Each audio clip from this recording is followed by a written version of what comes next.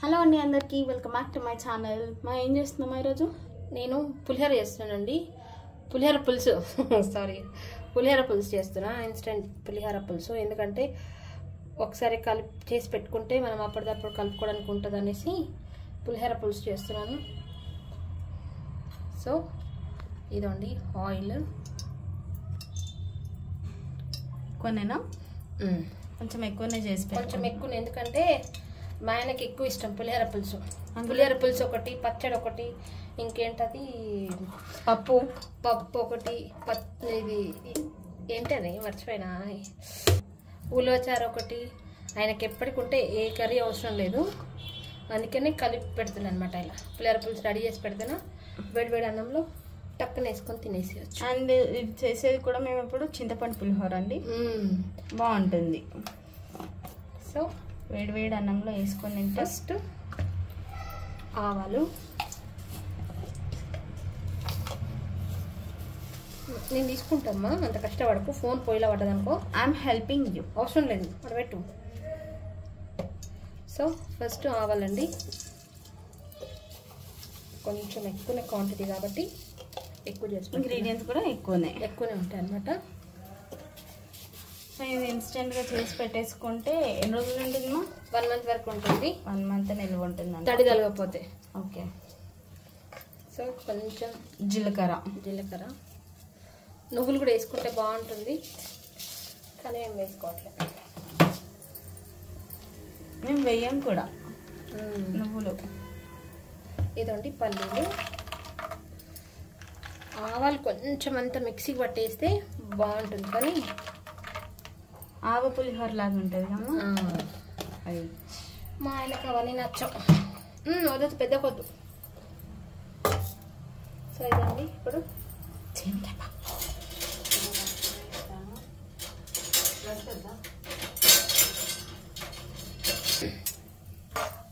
రేపా చెప్పిరా.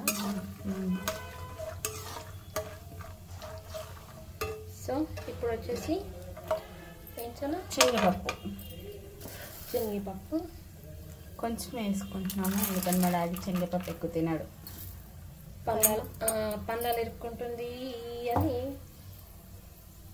పప్పుకు తిట్టుంటుంది.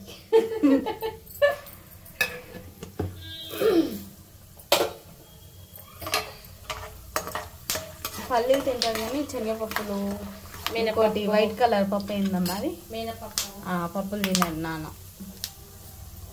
సో ఇదండి ఇవి ఇలా చిట్పట్ అంటున్నప్పుడు మా అమ్మ ఏమో ఇంగ్రీడియంట్ వేస్తుంది. ఇందులో ఏం వేస్తామా? కొంచెం మినప్పప్పు. ఎందుకంటే దాని ఫ్లేవర్ బాగుంటుంది. అవును, అంటే కొంచెం వేస్తున్నాను. సో ఇదండి కొంచెమే. అమ్మా దాని ఫ్లేవర్ బాగుంటుందని చెప్పింది కదా, దాంతో సిలిండర్ చేయొచ్చు అమ్మా. చేసినాం కదా ఆల్రెడీ, చేయమ్మా. సో ఇదండి హైలైంది పెట్టినా నేను పెట్టలే. ఒక 4 ఎండుమిర్చి. సో తొందరగా అయిపోతుంది ఇది, తొందరగా అయిపోతుందండి. ఇందులో ఇప్పుడు కరివేపాకు, కొంచెం ఇంగువ మాకు కంపల్సరీ.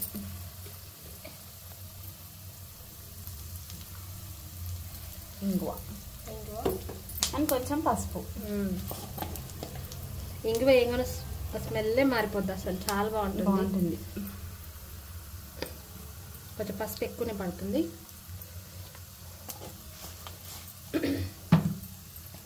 సో ఇదండి,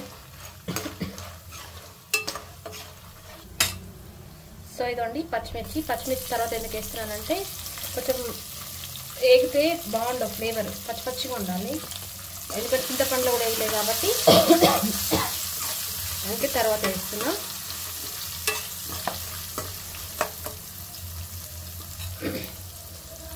ఇప్పుడు కరివేపాకు వేస్తున్నా. కొంచెం పెండుతున్నా.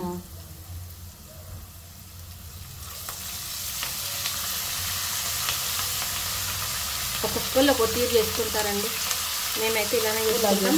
కొంతమంది ఏంటంటే చింతపండు పులుసు తీసి పులుసు తీసేసి పైకి పెట్టుకోవాలి.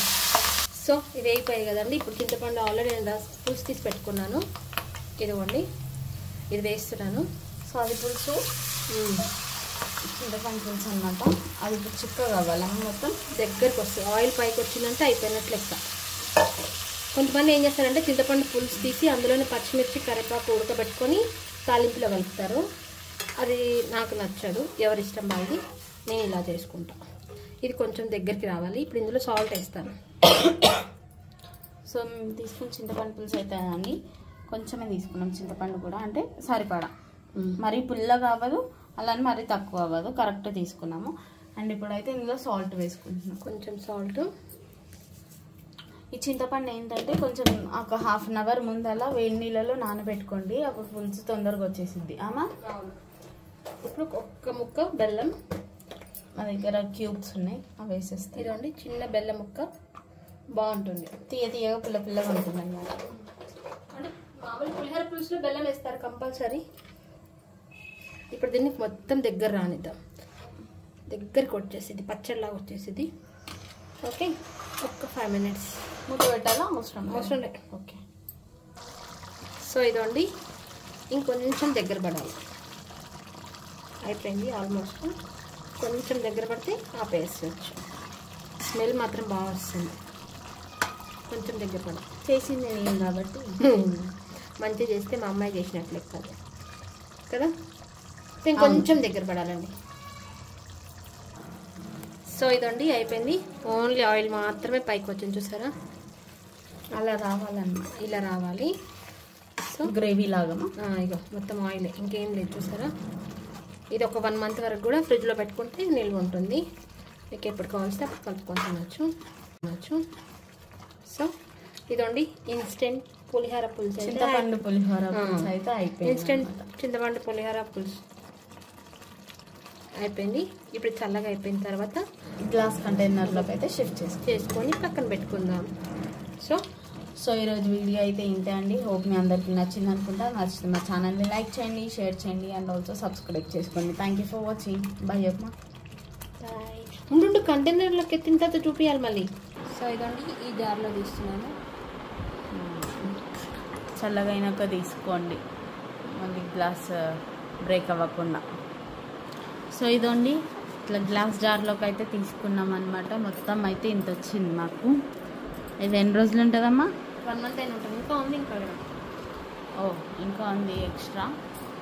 సో 1 month అయినా ఉంటుందంట. ఇదండి పైకి అయితే ఆయిల్ ఇలా చట్నీకి ఎట్లా వస్తుంది ఆయిల్, పచ్చళ్ళు పెట్టినప్పుడు అట్లా వచ్చిందనమాట.